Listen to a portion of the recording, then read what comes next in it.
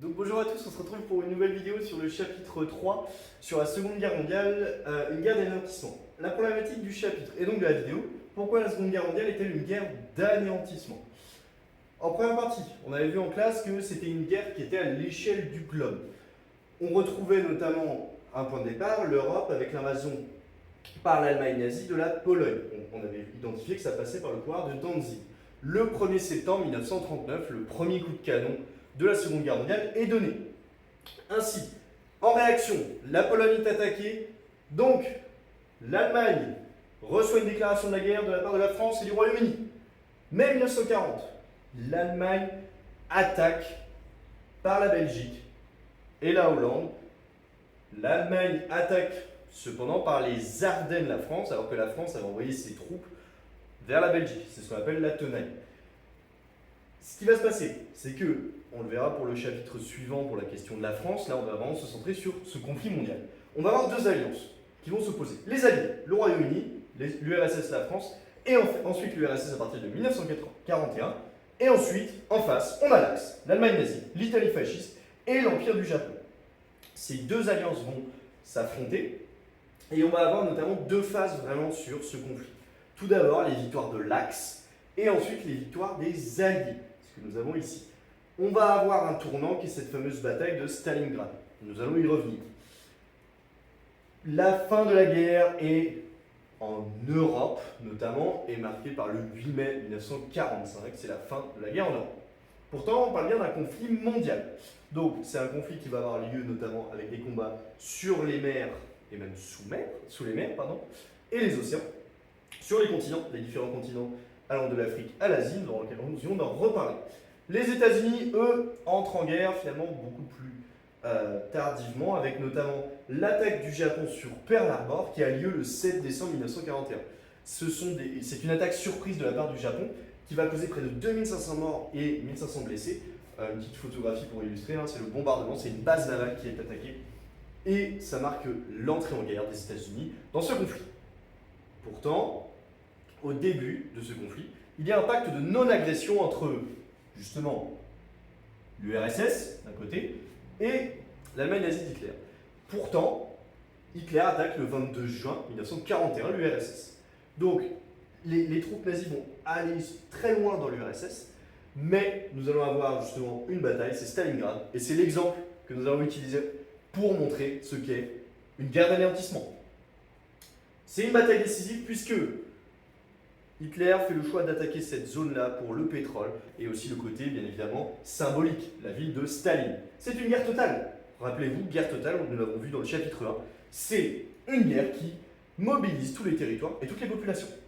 Mais là, ce qui va faire la différence, et c'est pour ça que maintenant on va parler de guerre d'anéantissement, c'est qu'il y a la volonté claire d'écraser, d'anéantir l'ennemi. Personne ne recule selon Staline.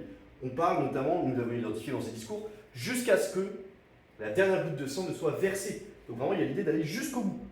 Nous devons les stopper, puis rejeter et chasser l'ennemi sans compter les pertes. Donc là, il y a l'idée aussi d'envoyer des hommes. S'ils meurent, c'est pour la patrie. Hitler abandonné le point de vue de la camaraderie entre soldats. Pour lui, il n'y a pas de camarades soviétiques. C'est une guerre d'anéantissement selon lui. Et il y a carrément le terme de écraser l'ennemi. Nous écraserons l'ennemi. On a donc du côté nazi une volonté d'écraser et du côté de l'URSS une volonté de résister. On va avoir des civils qui vont être bombardés sur la ville de Stalingrad par l'aviation allemande. Des combats qui sont d'une violence inouïe. On va se battre vraiment dans des maisons, ça va être des ruines. Là, c'est des photos que vous pourrez trouver aussi dans vos manuels, mais on va combattre dans des ruines, dans les rues, dans les caves, on va combattre partout. Quelques chiffres, 80% de la ville est détruite. Entre les combats et les bombardements, c'est 80%. Côté de l'Allemagne nazie, on parle de 450 000 morts et 94 000 blessés. Côté URSS, 490 000 morts et 600 000 blessés. Donc c'est des chiffres énormes, on n'a jamais vu ça. Conclusion sur cette bataille, c'est surtout une défaite de l'Allemagne d'Hitler. Avec l'hiver soviétique, les soldats vont être encerclés par la mer Rouge et ils vont finir justement par s'imposer. Les soldats de l'armée rouge infligent leur première défaite pour les nazis à l'Est. On a bien affaire à un exemple de guerre d'anéantissement. Là vraiment, c'est une bataille d'anéantissement. Il y a l'idée de détruire complètement l'adversaire. Et ça, aussi bien pour les militaires que pour les civils. Et pour écraser l'ennemi, il y a un déchaînement de violence avec des moyens qui sont considérables. La dernière étape et la dernière partie que nous avons eue dans ce cours, c'était le génocide juif et les Tziganes. On avait eu plusieurs choses. Les Einsatzgruppen, donc ce sont des militaires qui suivent l'avancée de l'armée nazie à l'est, et nous avions aussi parlé des ghettos. Donc les Einsatzgruppen vont assassiner les juifs, en arrêter.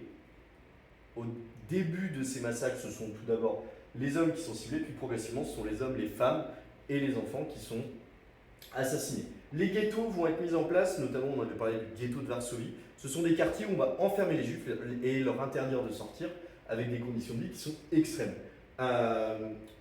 On avait parlé notamment de certaines maladies, le typhus, il y a la faim, il y a une certaine violence de la part des nazis.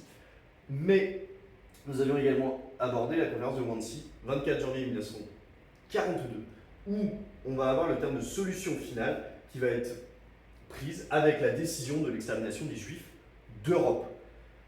Carte que nous retrouvons dans le manuel, le livre scolaire. En bleu, nous retrouvions les avancées des Einsatzgruppen avec les assassinats, les ghettos que vous retrouviez en jaune, et nous avions vu notamment également le cas de Auschwitz. Donc, Auschwitz reçoit des déportés de toute l'Europe, c'est-à-dire que ce sont des personnes qui ont été arrêtées et qui vont être envoyées vers ces camps.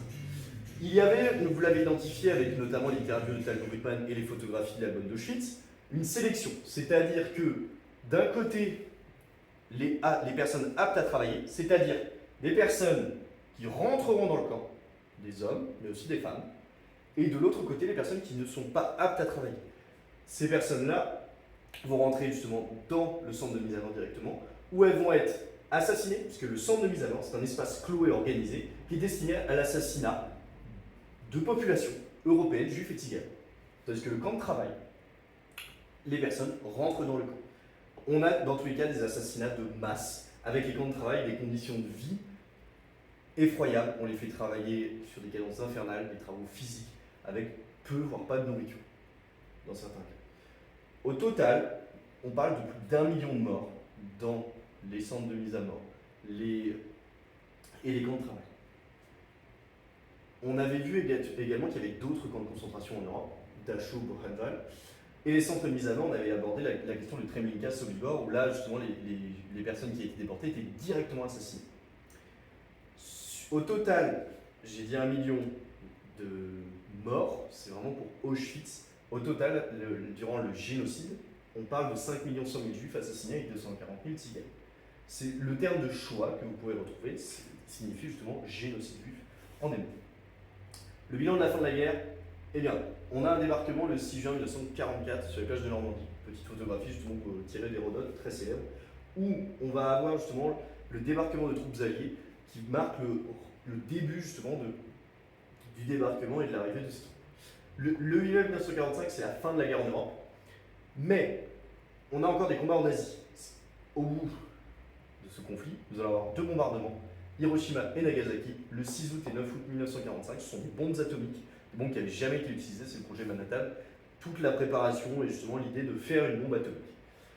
Capitulation du Japon le 2 septembre 1945, mais le bilan de la guerre, c'est 50 millions de morts dans le monde, dont une majorité de civils. Et donc, le prochain chapitre se concentrera notamment sur la question de la France pendant l'occupation. Et pour ça, il faudra reprendre la prochaine vidéo. Merci de m'avoir suivi, et si vous avez des questions, n'hésitez pas dans les commentaires.